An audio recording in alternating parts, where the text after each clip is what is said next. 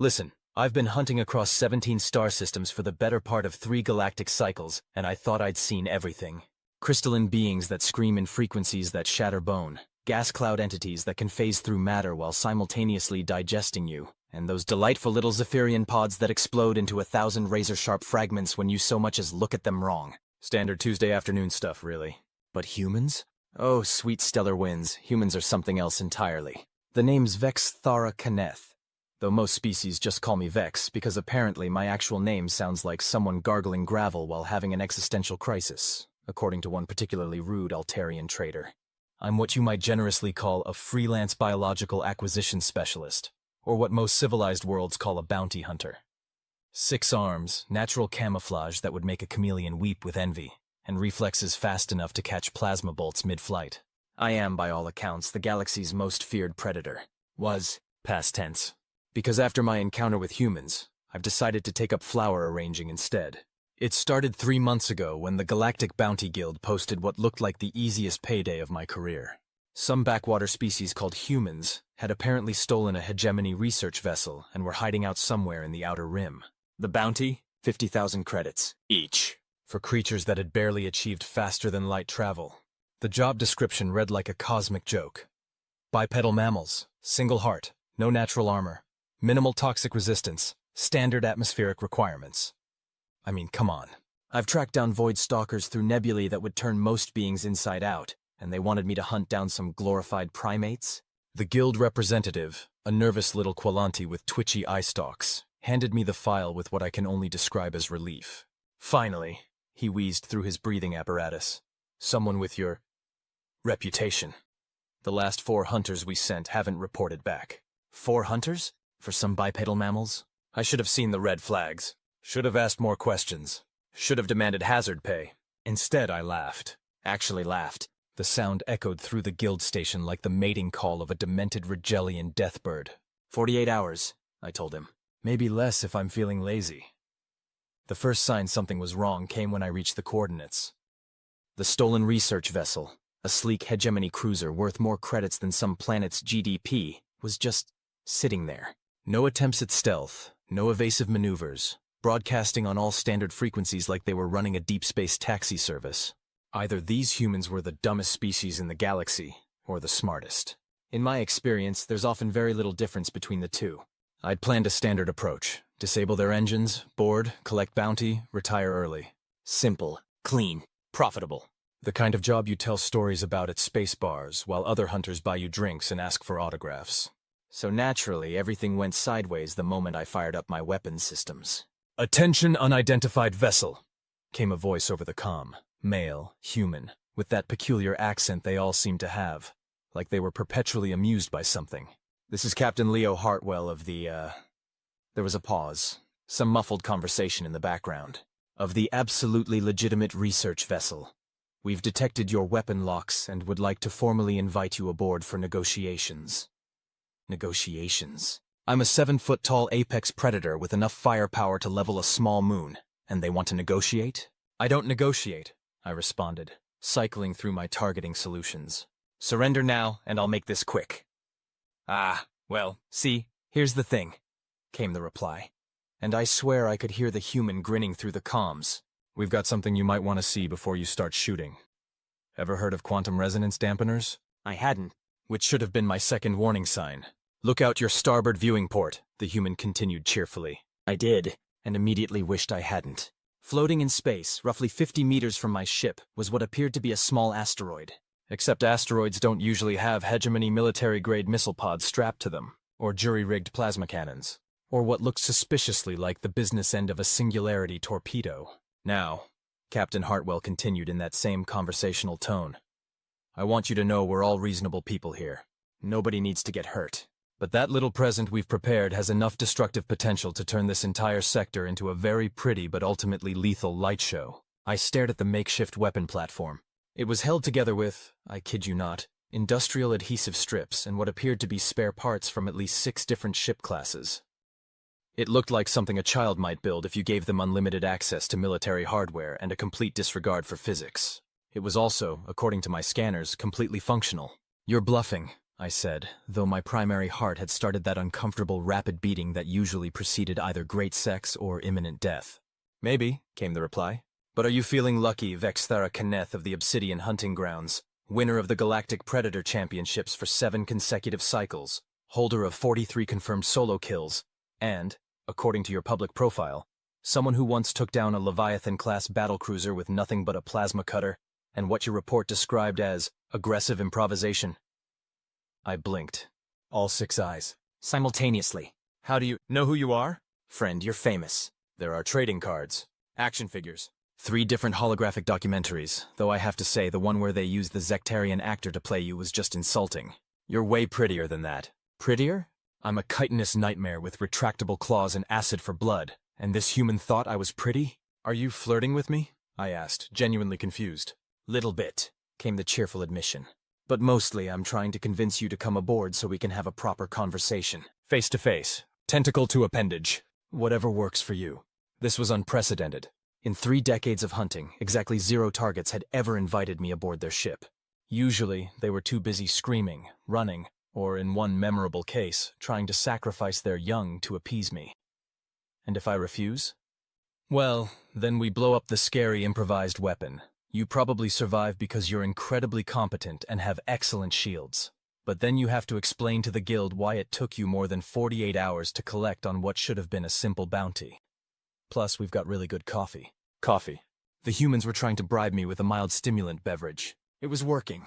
20 minutes later, I was standing in the airlock of the stolen research vessel, having a minor existential crisis. The docking had gone smoothly. Too smoothly. No security scans, no weapons checks, no attempts to drug the atmosphere. They just let me aboard.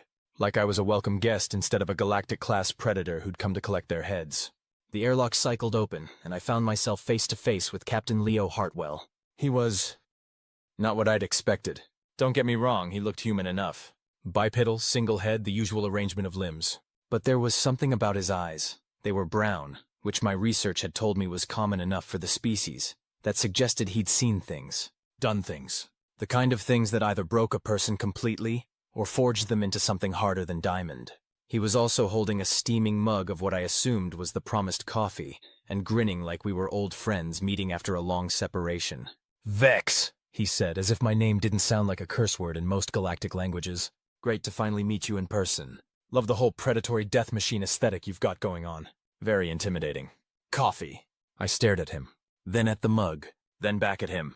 You realize I'm here to kill you, I said. Sure, he nodded agreeably. But that's just business, right? Nothing personal. Besides, I figure we've got at least a few minutes before anyone starts shooting, so why not be civilized about it? Civilized? He wanted to be civilized. With me. The galaxy's most feared? Are you mocking me? I asked. God, no, he said, and the sincerity in his voice caught me off guard. I have nothing but respect for your work.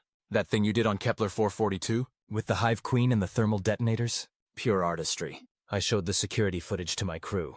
We were all very impressed. You watched my work? Of course! You're a legend. We've been following your career for years. When we heard you'd taken this job, half the crew wanted to surrender immediately. He paused, taking a sip of his coffee. The other half wanted to see if we could convince you to join us instead.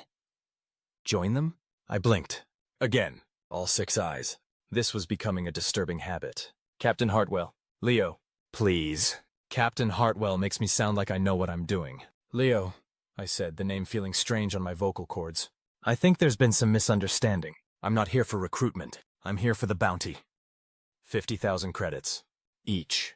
Right, he nodded. The Hegemony really wants us back. Badly. Which is flattering, honestly. Usually when we steal something, they just write it off as a loss and move on. You steal things regularly? Define regularly, he said with a grin that would have made a Cheshire cat jealous. But yeah, we're kind of in the business of liberating technology from people who probably shouldn't have it in the first place. Pirates. I was dealing with pirates. This should have made things simpler. Pirates, I understood. Pirates had predictable motivations: money, survival, the occasional dramatic gesture. Pirates didn't invite their hunters aboard for coffee. So, Leo continued, settling into what appeared to be a makeshift command chair. Want to see what we stole? Because I think you're going to find it very interesting. I'm not interested in your stolen goods, I said. I'm interested in collecting my bounty and leaving. Even if those stolen goods happen to be prototype weapons designed specifically for hunting apex predators? I stopped. My secondary and tertiary hearts, which had been maintaining their normal rhythm, suddenly decided to join the primary in an impromptu percussion ensemble. What did you say? Project Godkiller, Leo said, his tone suddenly much more serious. Ever heard of it? I hadn't, but something about the name made my chitinous plates itch. The Hegemony's been developing specialized weapons for the past 5 years, he continued. Stuff designed to take down the galaxy's most dangerous beings. You know, void stalkers, quantum wraiths, legendary bounty hunters with excellent reputations and really impressive kill counts. He was looking directly at me. They tested it on volunteers first, he said. Political prisoners mostly, beings who'd been condemned to death anyway. The survival rate was... He paused, consulting a datapad. 0% survival rate. But hey, the weapons work great. I felt something I hadn't experienced in decades. Fear. Not the healthy fear that kept you alive in dangerous situations, but the cold, creeping fear that came with the realization that you'd walked into something much bigger than expected. Why are you telling me this? I asked. Because, Leo said, standing up and moving to a wall console. The next phase of testing was going to be operational field trials. And guess whose name was at the top of the target list? The console flickered to life, displaying a Hegemony file with my image, my specifications, my known hunting grounds, and a header that read, Priority Termination Target, Vex'thara K'neth. Below that, in smaller text, estimated time to elimination, 72 hours. I stared at the file. My file, complete with tactical assessments, psychological profiles, and what appeared to be a betting pool on how long I'd survive. 72 hours, I said quietly. That's what they think, Leo nodded. Of course, they didn't account for us stealing their prototype weapons, or you being here. Or... He grinned again, though this time it was sharper, more predatory. The fact that humans really don't like bullies. Let me get this straight, I said, settling into what had to be the most uncomfortable chair in the known galaxy, apparently designed for human anatomy, which was just fundamentally wrong in every possible way. The Hegemony wants to kill me. You stole the weapons they planned to use, and now you're offering to... what exactly? Help, Leo said simply. We help each other. I'm a bounty hunter, the most feared predator in the galaxy. I don't need help. Right, he nodded. That's what the last guy said. What last guy? Leo pulled up another file on the console. This one showed a creature I recognized, Zarthok the Endless, a void stalker with a reputation almost as impressive as mine. Almost. The file was marked, Terminated. They got him 3 weeks ago, Leo said quietly. Lured him to a seemingly routine job, then hit him with their new toys. According to our intelligence, he lasted about 4 minutes. 4 minutes. Zarthok the Endless, who once hunted an entire Dominion fleet through a black hole, taken down in 4 minutes. How do you know all this? I asked. Because, came a new voice from behind me. We've been tracking their Black Ops program for months. I spun around, all 6 arms instinctively reaching for weapons, only to find myself face to face with a human female. She was smaller than Leo, with short dark hair and the kind of scars that suggested she'd survived things that should have killed her. Vex, meet our intelligence specialist, Alex Rivera, Leo said. Alex, meet the galaxy's most feared predator. Try not to fangirl too hard. Wouldn't dream of it, Alex said dryly, though I caught her eyes lingering on my claws. Though I have to say, the holovids don't do justice to your intimidation factor. You've watched holovids about me? Educational purposes, she said with a straight face. Know your enemy and all that. I'm not your enemy, I protested. Not anymore, Leo agreed. Assuming you're interested in survival. Alex moved to the console, her fingers dancing across the interface with practiced ease. The display changed, showing a complex star chart with various markers and trajectories. The Hegemony's been systematically eliminating independent operators across the galaxy, she explained. Bounty hunters, mercenaries, anyone with enough skill and reputation to potentially interfere with their expansion plans. You're paranoid, I said, though even as I spoke the words I wasn't entirely convinced. Are we? Leo asked. Tell me, when was the last time you heard from Vex'thara the Unseen? I frowned. Vex'thara had been, one of the few hunters whose reputation rivaled my own. She's been quiet lately, probably took a long-term contract. She's been dead for 6 weeks, Alex said flatly. Killed on Proxima Station by what the reports called unknown assailants with advanced weaponry. The temperature in the room seemed to drop several degrees. What about Vex'thara the Bone Collector? Leo continued. Missing, I admitted reluctantly. Dead, Alex confirmed. along with his entire crew. Yethiel Shadowbane. I heard she retired, I said, though my voice was getting smaller. She tried to, Leo said. They killed her anyway. Made it look like a pirate raid. The list went on. Names I recognized, legends in their own right, all dead or missing. All within the past 3 months. All, according to Alex's intelligence. Eliminated by Hegemony Black Ops teams using prototype weapons specifically designed to kill apex predators. Why? I asked finally. Why eliminate us? We're not a threat to the Hegemony. Aren't you? Alex pulled up another display, this one showing territorial expansion maps. The Hegemony's been pushing into the Outer Rim for years. Independent systems, free traders, anyone who doesn't want to kneel to their authority. And who do those systems call when they need protection? Mercenaries, I said slowly. Bounty hunters. Exactly. Can't build an empire if every backwater planet can hire legendary predators to defend them. It made sense. Horrible, pragmatic sense. The kind of sense that explained why I'd been getting fewer legitimate contracts lately. Why so many of my colleagues had gone quiet. Why the guild had been so eager to assign me what should have been a routine job. So what do you propose? I asked. Leo and Alex exchanged glances. Then Leo grinned, and I was starting to recognize that particular expression as a herald of terrible ideas. We kill them first, he said simply. You want to attack the Hegemony, I said. The entire Hegemony. The same galactic government that controls 3/4 of known space and has a military budget larger than most planets' GDP. Not the entire Hegemony, Alex corrected. Just the Black Ops division. Cut off the head, body dies. That's not how government works, I protested. Isn't it? Leo asked. Tell me, how many beings in the galaxy actually know about Project Godkiller? I thought about it. If it's as classified as you're suggesting, maybe a few dozen? Exactly. This isn't official Hegemony policy. This is a small group of paranoid bureaucrats who've decided to solve their empire-building problems by murdering anyone who might get in their way. So we murder them back, Alex said cheerfully. It's poetic justice. I stared at them both. These humans, these barely spacefaring primates, were suggesting we declare war on the most powerful organization in the galaxy, and they seemed genuinely excited about the prospect. You're both insane, I said. Probably, Leo agreed. But we're also right. And more importantly, we're your best chance of surviving the next 72 hours. 68 hours, Alex corrected, checking her chronometer. Time's ticking. I was quiet for a long moment, processing everything I'd learned. The smart play was to leave. Walk away, find somewhere remote, lay low until the heat died down. I was good at hiding. I'd survived this long by being smart, careful, paranoid.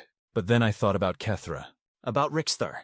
About all the others who'd tried to retire, tried to disappear, tried to avoid the fight. Dead, every one of them. What exactly are you proposing? I asked. Leo's grin widened. A heist. A heist. The best kind of heist. We're going to steal their entire Black Ops program. Ships, weapons, personnel files, everything. Then we're going to use it to hunt down everyone involved in Project Godkiller. And then? Then we kill them all, Alex said matter-of-factly. Nothing personal, just business. I looked at them both. Leo with his casual confidence and his terrible ideas. Alex with her scars and her casual attitude toward mass murder.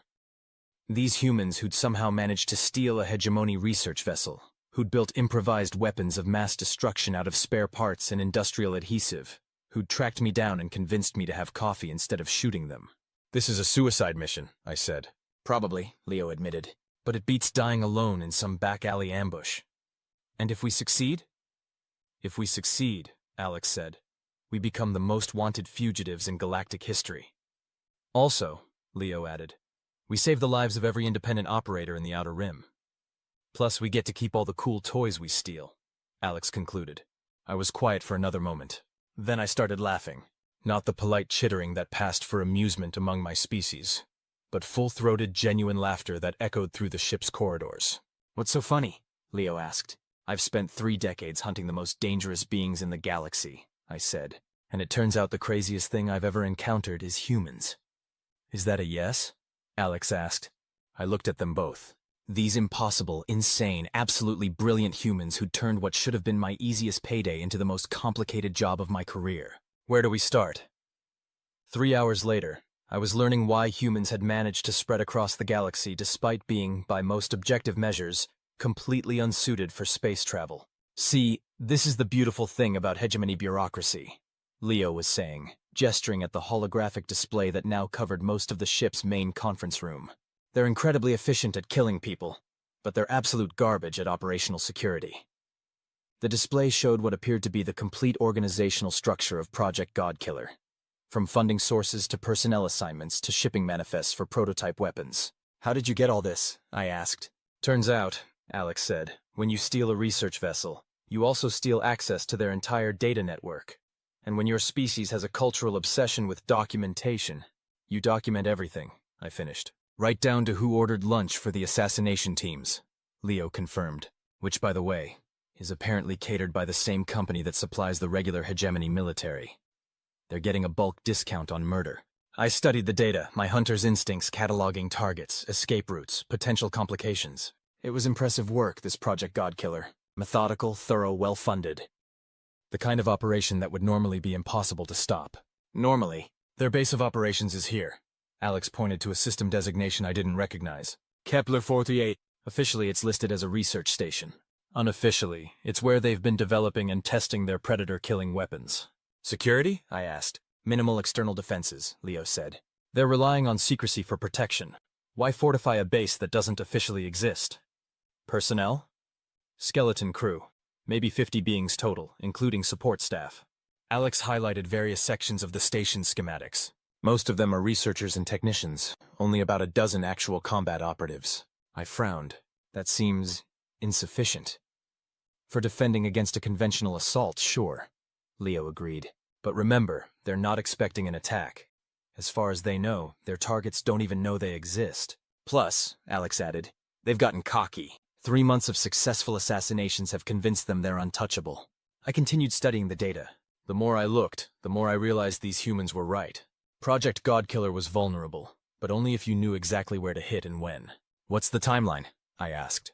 According to their schedules, they're planning to deploy the next assassination team in 18 hours, Leo said.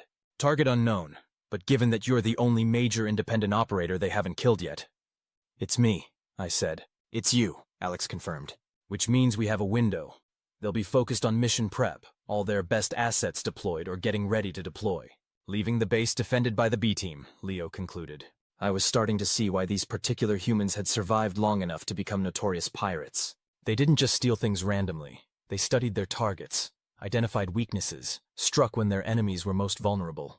It was almost like they'd learned from watching apex predators hunt. What about extraction? I asked. Even if we take the station, the Hegemony will send reinforcements. That's where it gets interesting, Leo said, his grin returning. See, officially, Kepler 438 doesn't exist, which means officially, the Hegemony can't send reinforcements to a place that isn't there. They'll find a way, I protested. Sure, eventually. But it'll take time. Bureaucratic time. The kind of time we need to complete Phase 2 of the plan. Phase 2? Alex activated another section of the display. This one showed shipping routes, supply chains, and what appeared to be a complete accounting of Project Godkiller's funding. We don't just steal their toys, she explained. We steal their entire operation. Every prototype weapon, every research file, every personnel record. Then we use their own resources to hunt down everyone involved. Turn their own program against them, I mused. Exactly. They want to kill apex predators? Fine. We become the apex predators they should really be afraid of. I had to admit it was elegant. Brutal, dangerous, and almost certainly suicidal, but elegant. There's one problem, I said. Just one? Leo asked. I count at least 17. The weapons, I clarified. The ones designed to kill beings like me. Even if we steal them, we don't know how they work. What if they're DNA locked? Species specific? What if they only function for Hegemony operatives? Leo and Alex exchanged glances again. Then Alex smiled, and I was beginning to realize that humans had far too many different types of smiles, most of them indicating imminent danger. Funny you should ask, she said. 15 minutes later, I was standing in what had been the research vessel's cargo bay, staring at something that made my blood run cold. Is that, I began. A prototype Godkiller weapon, Alex confirmed. Specifically designed for hunting chitinous apex predators with multiple limbs and acid-based biology. The weapon looked like someone had crossbred a plasma rifle with a nightmare. Sleek, obviously advanced, and covered in warning labels in at least 6 different languages, all of which basically said the same thing. This will kill you in ways you didn't know you could be killed. Where did you get this? I asked. Would you believe we found it? Leo said. No. Good, because we stole it. 3 weeks ago, from a Hegemony transport that was carrying it to a field test. Field test on whom? Vex'thara the Bone Collector, Alex said quietly. The silence that followed was the kind that usually preceded either violence or epiphanies. In this case, it was both. You tried to warn him, I realized. We tried, Leo confirmed. But he thought we were just humans. Why would he listen to some backwater pirates about a threat he'd never heard of? So we walked into the trap, I said. And died in 4 minutes, Alex added. But not before our surveillance drones recorded the entire encounter. She activated a holographic display, and suddenly I was watching the last moments of one of the galaxy's most legendary hunters, Vex'thara, in all his terrible glory, being systematically dismantled by weapons that seemed to anticipate his every move, counter his every ability, exploit his every weakness. It was like watching a master chef being killed by his own kitchen knives. They know everything about us, I whispered. They know everything about every apex predator in the galaxy, Leo corrected. Hunting patterns, biological vulnerabilities, psychological profiles. They've been studying us for years. But here's the thing, Alex said, moving to the weapon. They designed these to kill predators, not to be used by them. She hefted the weapon, and I noticed how awkward it looked in her hands. Too big, wrong weight distribution, clearly not designed for human physiology. It's not locked to species, she continued. It's locked to biology, specifically non-predator biology. The safety systems prevent beings with certain genetic markers from using them. What kind of genetic markers? I asked, though I was beginning to suspect I knew the answer. The kind that indicate a being is capable of violence, aggression, or independent thought, Leo said. The Hegemony doesn't trust their own soldiers with these things. Too much risk of them being turned against their creators. So they made them usable only by, what, bureaucrats? Scientists, administrators, beings with genetic profiles indicating compliance and obedience, Alex confirmed. People who would never think to turn the weapons against the Hegemony. People like humans, I said slowly. People exactly like humans, Leo agreed. We're not predators by their definition. We're not even really dangerous. We're just persistent. I stared at them both. These not dangerous humans who'd stolen a Hegemony research vessel, built improvised weapons of mass destruction, and were now planning to single-handedly take down a Black Ops program that had killed most of the galaxy's legendary hunters. You can use their weapons, I said. We can use their weapons, Alex confirmed. All of their weapons. Every single prototype in their arsenal, Leo said. The irony is beautiful, isn't it? They created the perfect tools for killing apex predators, but they made sure only non-predators could use them. And then they pissed off the most stubbornly vindictive non-predators in the galaxy, I added. Now you're getting it, Alex grinned. I looked at the weapon again. At these humans. At the data displays showing the systematic murder of my colleagues and friends. When do we leave? I asked. 6 hours later, we were in hyperspace, heading toward a system that officially didn't exist to attack a station that wasn't there, using stolen weapons to kill people who were trying to kill me. It was, honestly, the most human plan I'd ever encountered. Tell me about your crew, I said, settling into the bridge's pilot seat. The ship was running on autopilot, but I needed something to do with my hands, or I was going to start sharpening my claws on the bulkheads. Small but talented, Leo said. There's Alex, obviously. Our demolitions expert is Ben, former Hegemony military until he discovered they were planning to genocide his home colony. Tech specialist is Zara. She's the one who figured out how to hack their data networks. Anyone else? Marcus is our heavy weapons specialist, Alex added. Used to work private security until he found out his company was trafficking sentient beings. And there's Dr. Elizabeth Kane, our medic and xenobiologist. Why both? Because, came a new voice from the bridge entrance, someone has to figure out how to keep our chitinous death machine healthy if he gets hurt during the assault. I turned to see a human female, older than the others, with graying hair, and the kind of steady hands that suggested either medical training or extensive weapons experience. Possibly both. Dr. Kane, I presume, I said. Just Elizabeth, she replied, moving to a console and pulling up what appeared to be my biological profile. I've been studying your species' physiology. Fascinating adaptation to multiple environments. The redundant organ systems alone are remarkable. Thank you. You're welcome. Also, I've prepared medical supplies specific to your biology, just in case. Though I have to say, based on your reputation, I'm more worried about treating the beings you'll be fighting. You're planning to treat enemy casualties? I asked. I'm planning to keep them alive long enough to interrogate them, she corrected. There's a difference. I was beginning to understand why the Hegemony had found humans so troublesome. They combined genuine compassion with absolutely ruthless pragmatism in ways that made my predator instincts confused. How many others? I asked. That's it, Leo said. 6 humans total, plus you make 7. 7 against a Hegemony Black Ops station. 8, Alex corrected. Ben's bringing his pet. Pet? Long story, Leo said. But it involves a rescue mission, a very grateful Zephyrian combat drone, and the kind of interspecies friendship that gives military psychologists nightmares. I decided I didn't want to know. Weapons? I asked instead. Every prototype we could steal, plus some creative modifications courtesy of Ben and his pet, Alex said. We're going in equipped with their own anti-predator weapons, turned against their creators. And if their weapons don't work against them, then we fall back on Plan B, Leo said. Which is? Traditional human problem-solving methods. Meaning? Alex grinned. We improvise, adapt, and overcome, usually by blowing things up. The Kepler 438 system was exactly as advertised. A whole lot of nothing punctuated by a research station that wasn't supposed to exist. The station itself was impressive, clearly new construction, all smooth lines and advanced materials. The kind of place where serious science got done, usually of the unethical variety. Scans show minimal activity, Zara reported from the sensor station. She was younger than the others, with the pale complexion of someone who spent most of her time staring at screens in dimly lit rooms.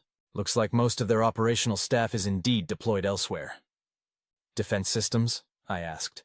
Automated, mostly. Standard patrol drones, proximity sensors, the usual corporate paranoia suite. She paused, fingers dancing across her console. Nothing designed to stop a determined assault. More like keep out the curious tourists level security. Told you they were cocky, Alex said. Marcus, who I'd finally met during the hyperspace journey, looked up from the weapons locker he'd been organizing. He was built like a siege engine, broad, solid, and covered in scars that suggested he'd learned his trade the hard way. Ben's already deployed his pet, he reported. Should have preliminary reconnaissance in about 10 minutes. As if summoned by his name, Ben himself appeared on the bridge. He was smaller than Marcus, but moved with the fluid precision of someone who understood explosives intimately. Behind him floated what could only be described as a mechanical nightmare with delusions of grandeur. The combat drone, Ben's pet, was roughly spherical, covered in sensors, and bristling with enough weaponry to level a small building. It also had what appeared to be hand-painted nose art depicting a very anthropomorphized representation of itself wearing a tiny hat. Everyone meet Boom Boom, Ben said proudly. Boom Boom, meet our new apex predator friend. The drone rotated toward me, sensors focusing, then emitted a series of harmonic tones that somehow managed to convey both greeting and mild threat assessment. It's singing at me, I observed. Zephyrian drones communicate primarily through musical harmonics, Elizabeth explained. Boom Boom is expressing cautious optimism about your integration into our tactical framework, though it's also programmed with standard galactic languages for operational efficiency. How do you know that? I speak fluent Zephyrian, she said matter-of-factly. Useful skill when you're patching up beings from 17 different species. I stared at the drone, which was now playing what sounded suspiciously like a waltz while its weapon systems tracked my movements with predatory precision. Your pet is a sentient weapon of mass destruction, I said to Ben. The best kind of pet, he replied cheerfully. Low maintenance, excellent security system, and great for parties. Reconnaissance complete, Boom Boom announced in surprisingly clear galactic standard, though with a melodic undertone that made every word sound like part of an opera. Station defensive patterns are predictable and inadequate. Suggested approach vector uploaded to navigation. Thanks, buddy, Ben said, patting one of the drone's sensor arrays. What's their personnel situation looking like? 47 organic beings currently aboard. 12 in security positions. 31 researchers and support staff. 4 in administrative roles. No apex predator specialists currently present. They sent their A-team to kill me, I realized. Which means we're dealing with their B-team, Leo said. Perfect. Weapons loadout? Alex asked. Standard security armaments, Boom Boom reported. Nothing designed for beings of Vex's capabilities. Station arsenal includes prototype anti-predator weapons, but they appear to be secured for transport rather than immediate deployment. So they have the good stuff, but it's packed away, Marcus summarized. Correct. Most efficient approach would be rapid infiltration, secure weapons storage, neutralize opposition before they can access specialized armaments. I looked around the bridge at these humans and their mechanical friend, all of them discussing the assault on a heavily defended research station like they were planning a shopping trip. You do this often? I asked. Define often, Leo said. Attack secret government installations with a crew of 8 and a singing combat drone. When you put it that way, it does sound kind of crazy, Alex admitted. That's because it is crazy, Elizabeth said. But it's the good kind of crazy. The kind that works because nobody expects it. Plus, Ben added, Boom Boom really wanted to see what these anti-predator weapons look like. Didn't you, buddy? The drone played what sounded like an enthusiastic jazz riff. Zephyrian combat drones have a professional interest in advanced weaponry, Elizabeth translated. Boom Boom considers this a learning experience. A learning experience, I repeated. Educational violence, Marcus confirmed. The best kind. 20 minutes later, I was suiting up in armor I'd never expected to wear. Hegemony military gear, liberated from the research vessel, modified to fit my physiology. It felt wrong on a fundamental level, like wearing the skin of something you'd killed. Stop fidgeting, Elizabeth said, making final adjustments to the armor's life support systems. The modifications are solid. Ben knows his way around military hardware. It's not the modifications I'm worried about, I said. It's the principle. I'm a hunter. Hunters don't wear the colors of their prey. Today you're not hunting prey, Alex said, checking her own gear. Today you're hunting hunters. And hunters, Leo added, wear whatever gives them the best advantage. The assault plan was typically human in its elegant simplicity. Board the station, secure the weapons, neutralize all opposition, steal everything that wasn't nailed down, then blow up what was left. Clean, efficient, and with multiple backup plans for when everything inevitably went wrong. Remember, Leo said as we gathered in the airlock, we want prisoners if possible. Dead men don't answer questions.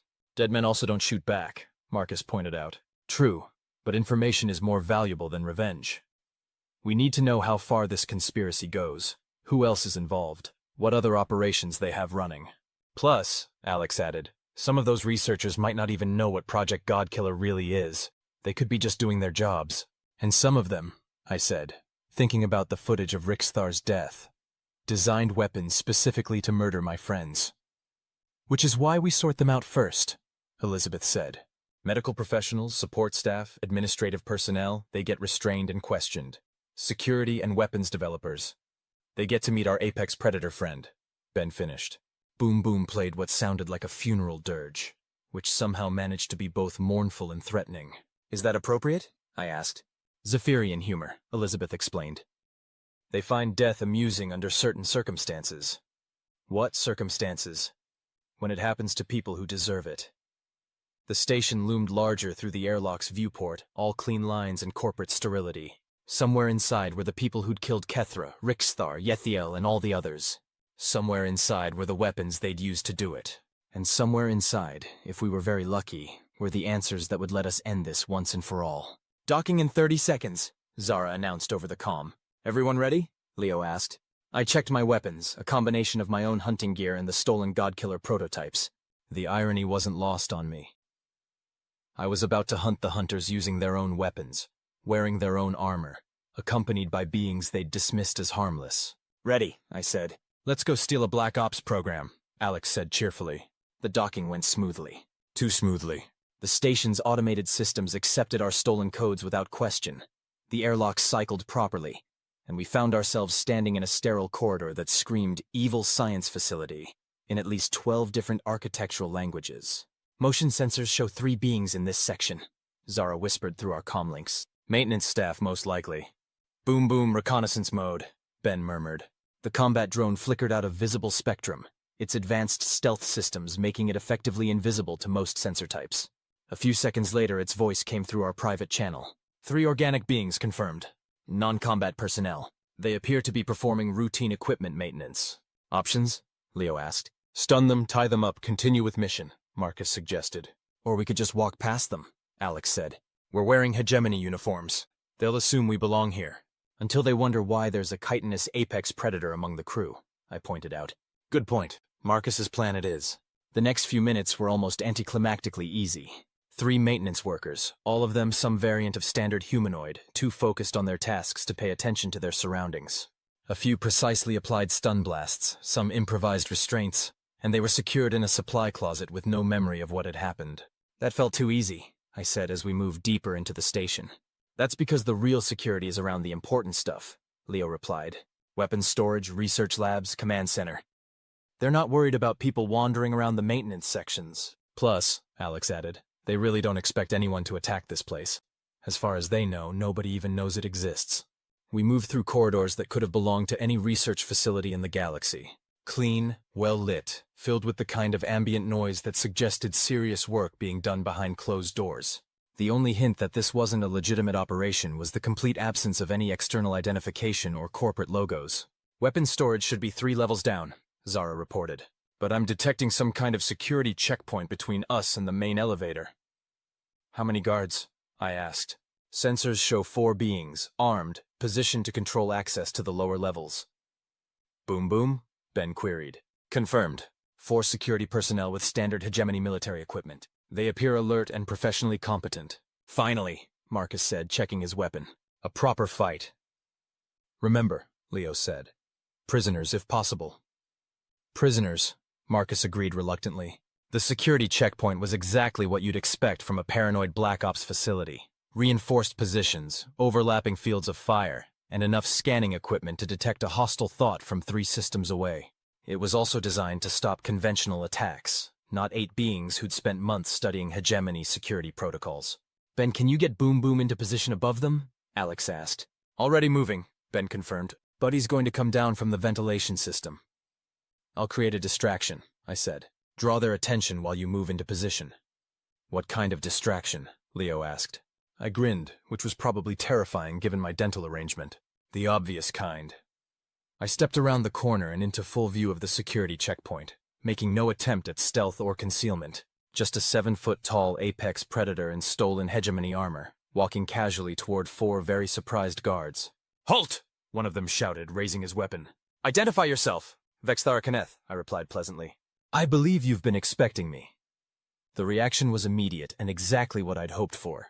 Weapons fire, alarm klaxons, and 4 security guards so focused on the legendary predator in front of them that they completely missed the invisible combat drone dropping from the ceiling behind them. Boom Boom's intervention was swift, precise, and accompanied by what sounded like a triumphant orchestral crescendo. 4 stun blasts in perfect harmony, and the guards dropped without knowing what hit them. Show off, I muttered. Artistic expression, Boom Boom replied. Combat is a form of music. A very loud form of music, Elizabeth observed, checking the unconscious guards. But effective, they'll be out for hours. We secured the guards and continued deeper into the station. The weapons storage was exactly where the stolen schematics said it would be, protected by locks that Zara bypassed with the casual ease of someone who'd been hacking Hegemony systems for years. What we found inside made my blood run cold. Sweet stellar winds, I whispered. The storage bay was enormous, filled with row upon row of prototype weapons. Not just the anti-predator rifles we'd already seen, but entire systems designed for hunting and killing specific types of beings. Weapons labeled with species designations, biological classifications, even individual names. They have a whole section dedicated to you, Alex said quietly, pointing to a rack labeled Vex'thara K'neth, Personal Termination Protocols. I moved closer, studying the weapons designed specifically to kill me. Plasma rifles tuned to frequencies that would disrupt my natural camouflage. Gas projectors loaded with compounds that would neutralize my acid blood. Net launchers designed to tangle my limbs while delivering targeted electrical shocks. They really did their homework, I said. Too bad they're not here to use them, Marcus said, beginning to load the weapons into transport containers. Some of these are labeled for species I've never heard of, Leo observed, examining another section. Quantum wraiths, void stalkers, something called a temporal predator. They're not just hunting known apex predators, I realized. They're preparing to hunt ones that don't exist yet. Or ones that exist but haven't been discovered, Elizabeth added. This is a genocide program. They're planning to eliminate every dangerous being in the galaxy, including ones they haven't met. The scope of it was staggering. Hundreds of weapon systems, thousands of rounds of specialized ammunition, entire arsenals designed for species-specific extermination.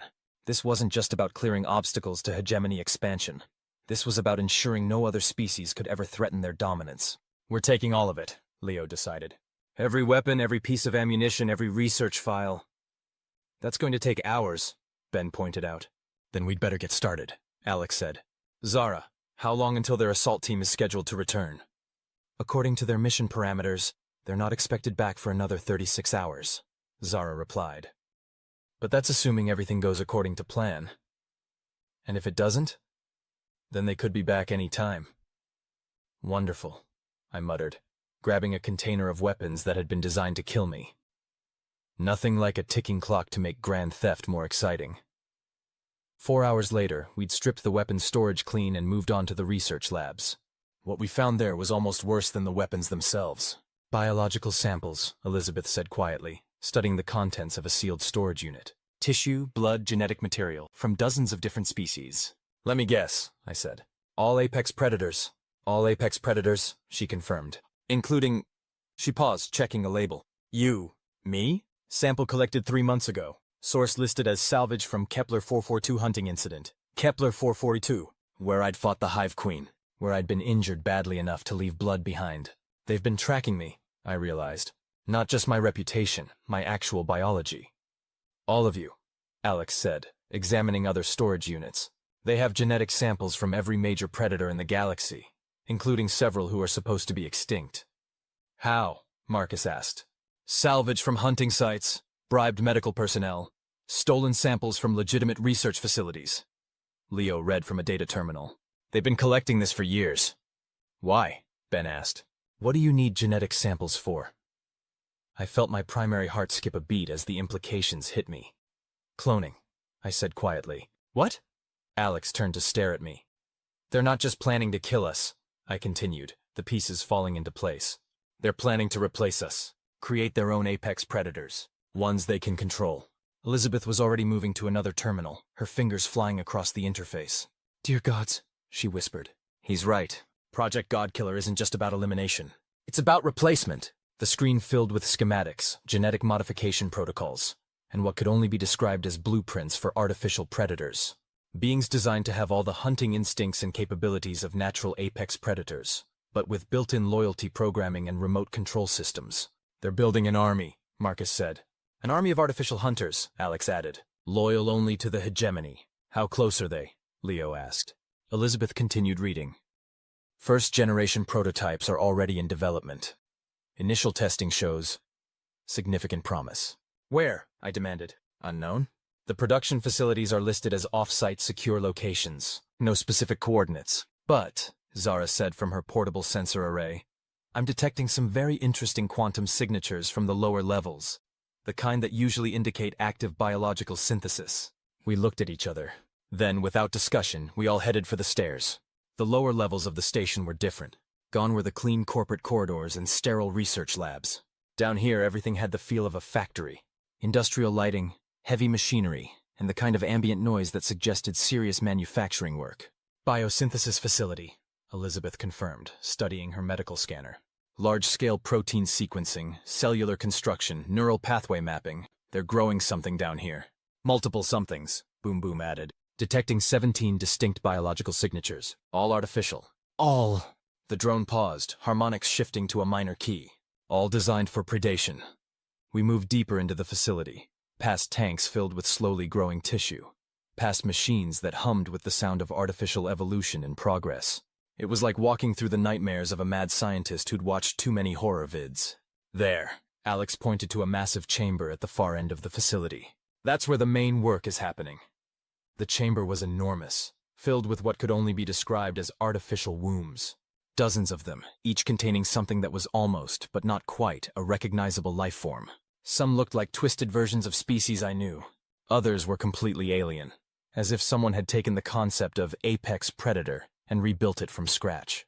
How many? Leo asked. 43 active gestation pods, Zara reported. Various stages of development. Some appear nearly ready for birth, awakening. I'm not sure what the proper term is. Activation, came a new voice from behind us. The proper term is activation. We spun around to find ourselves facing a being I didn't recognize. Tall, thin, with the pale complexion and soft features that suggested a life spent in laboratories rather than combat zones. He was wearing the kind of pristine lab coat that screamed senior researcher, and holding what appeared to be a very advanced data pad. Dr. Aldrich Vance, he said pleasantly, as if we'd been invited for tea instead of caught stealing his life's work. Project Director for Godkiller Phase 2, and you must be the notorious Vex'thara K'neth. Among others, I replied, noting that my companions had spread out to cover the exits. Dr. Vance. Please, just Aldrich. We're all professionals here.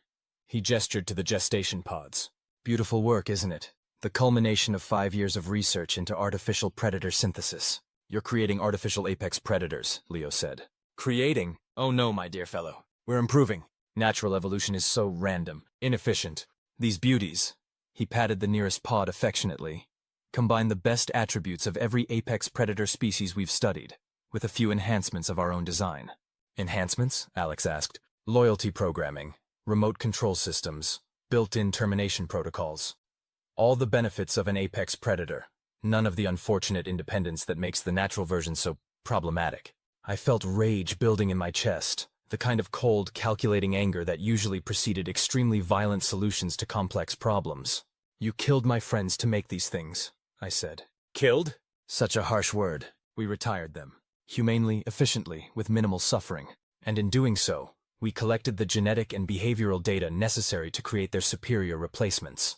Superior? Marcus stepped forward, and I could see he was having the same reaction I was. Oh yes, these artificial predators will serve the greater good. No more independent hunters disrupting legitimate business operations. No more apex predators holding entire systems hostage with their demands for payment.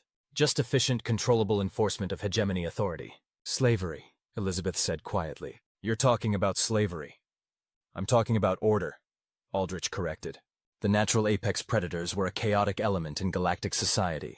Beautiful, certainly. Impressive, absolutely. But ultimately, a threat to civilized progress. He activated his datapad, and several of the nearest gestation pods began to glow more brightly. Fortunately, he continued, their replacements will be ready for field testing very soon. In fact, your arrival here provides an excellent opportunity for a live comparison test. You want to pit your artificial predators against me, I realized. Think of it as a performance evaluation, he said cheerfully. Natural versus artificial. Evolution versus intelligent design. It should be fascinating from a research perspective. The pods were opening now, fluid draining, shapes beginning to emerge. Things that looked like me, but wrong. Too perfect, too uniform, missing the scars and asymmetries that came from a lifetime of real hunting. How long before they're functional? Ben asked, checking his weapons. Oh, they're functional now, Aldrich replied. They've been growing for months, learning from recorded behavioral patterns, training in virtual environments. They're actually quite eager to meet their inspiration. The first artificial predator emerged from its pod, and I found myself staring at what amounted to a perfect copy of myself. Same species, same general build, same natural weapons. But its eyes were empty. Intelligent, certainly. Focused, definitely. But missing something essential. Something that could only come from choosing to be what you were, rather than being designed for it. Activate Hunting Protocol 7, Aldrich said into his datapad. Target, Vex'thara K'neth. Priority. Capture alive for comparative analysis. The artificial me moved, and I had to admit it was fast. Almost as fast as I was. But almost isn't quite. And when you're fighting for your life, almost gets you killed. I dodged its first strike, noting the precision of its movements, the calculated efficiency of its attack pattern. It fought like someone who'd studied all of my recorded battles but had never actually bled for their victories. It's good, I called to my companions, ducking another perfectly executed combination attack. But it's not me. Can you take it? Leo asked, while the others spread out to deal with the other pods that were beginning to open. Probably, I replied, catching my artificial twin's arm and using its own momentum to throw it across the chamber. But I'd rather not fight 17 of them at once. Boom boom, demolition mode, Ben ordered. The combat drone's stealth systems disengaged, revealing its full arsenal of destructive capabilities. What followed was less of a battle and more of a symphony of controlled explosions, each one perfectly placed to disable gestation pods without damaging the structural integrity of the chamber. No! Aldrich screamed, watching months of work disappear in a series of very artistic explosions. Years of research! Irreplaceable genetic samples! Should have thought of that before you started murdering my friends, I said, finally getting a solid grip on my artificial duplicate and introducing it to the nearest wall. Hard. The impact was sufficient to deactivate whatever systems were keeping it functional. It slumped to the floor, looking disturbingly like my own corpse. That was unsettling, I muttered. How many more? Alex asked, restraining Dr. Vance with the kind of efficiency that suggested prior experience with uncooperative prisoners. 17 pods total, Zara reported. Boom Boom got 14 of them. The remaining 3 appear to have some kind of backup power system. As if summoned by her words, 3 more artificial predators emerged from their pods. Not copies of me this time. These were based on other species. I recognized the general template of a void stalker, something that might have been inspired by Kethra's species, and a third that didn't match any predator I knew. New design, Aldrich said proudly, despite being held at gunpoint. Combines the best features of 6 different apex predator species. We call it the Perfect Hunter. The Perfect Hunter was everything its name suggested. Fast like a void stalker, strong like a bone collector, with natural camouflage that rivaled my own and sensory organs that could probably track a target across dimensional barriers. It was also completely artificial, with all the weaknesses that implied. Marcus, high-frequency sonic pulse, I called. Ben, electromagnetic disruption. Elizabeth, do you have any of those neural scramblers? Way ahead of you, she replied, pulling what looked like a medical device from her kit. Artificial neural networks don't handle random input very well. What followed was less of a fight and more of a technical demonstration. The artificial predators were impressive, certainly. Fast, strong, deadly. But they were machines, and machines had exploitable weaknesses. Sonic pulses disrupted their coordination. Electromagnetic fields interfered with their motor controls. Neural scramblers turned their hunting instincts into random static. Within minutes, all three artificial predators were down. Their perfect engineering no match for improvised countermeasures designed by beings who understood the difference between being programmed to hunt and choosing to be a hunter. Impossible, Aldrich whispered, staring at his fallen creations.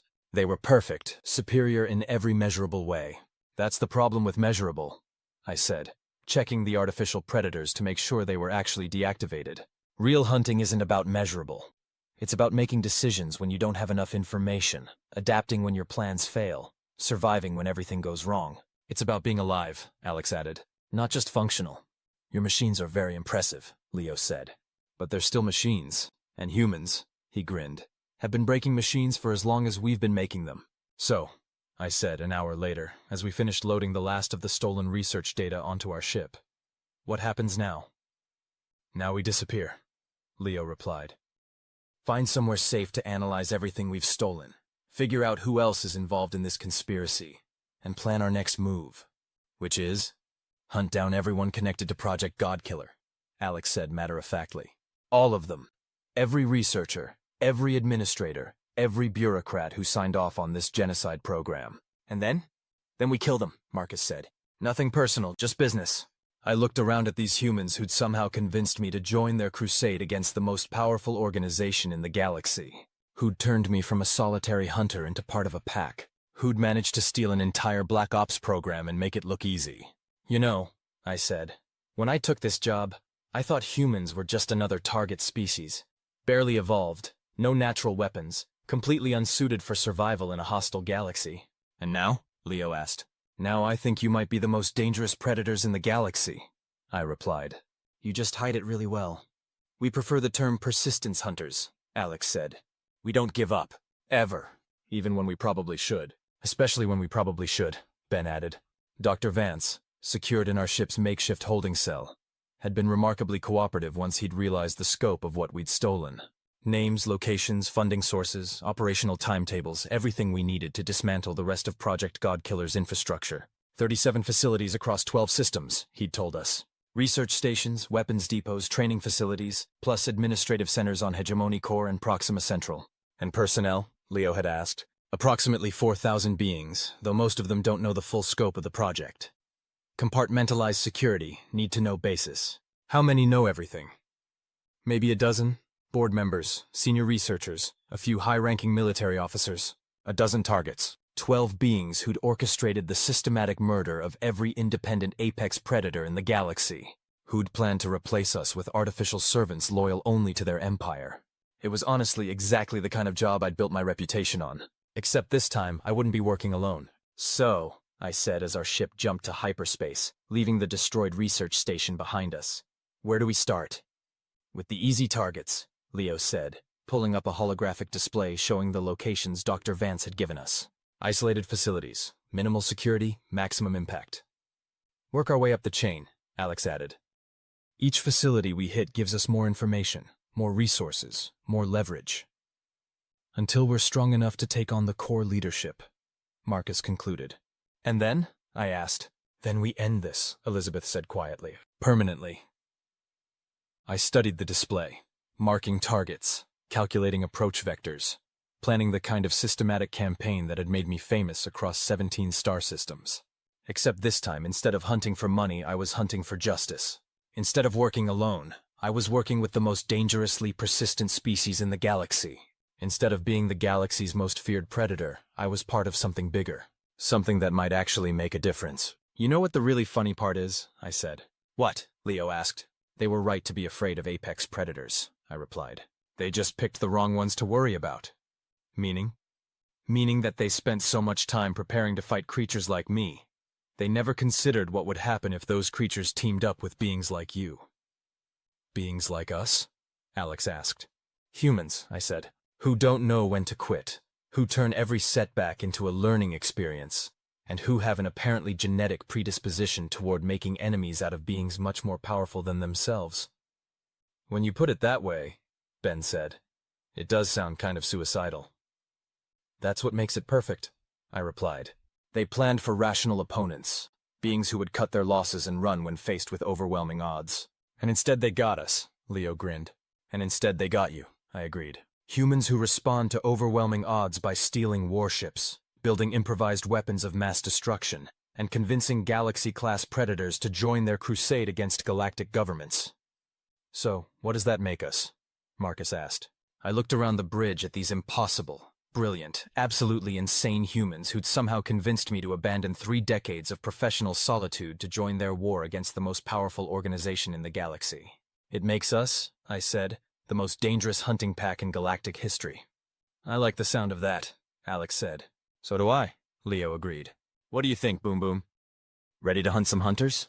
The combat drone played what sounded like a battle hymn crossed with a funeral march, which somehow managed to convey both anticipation and grim determination.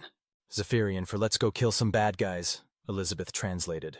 In that case, I said, settling back into my chair and watching the stars stream past as we headed toward our next target. Let's go kill some bad guys. After all, it's what apex predators do best, even when they're working with humans. Especially when they're working with humans. The end.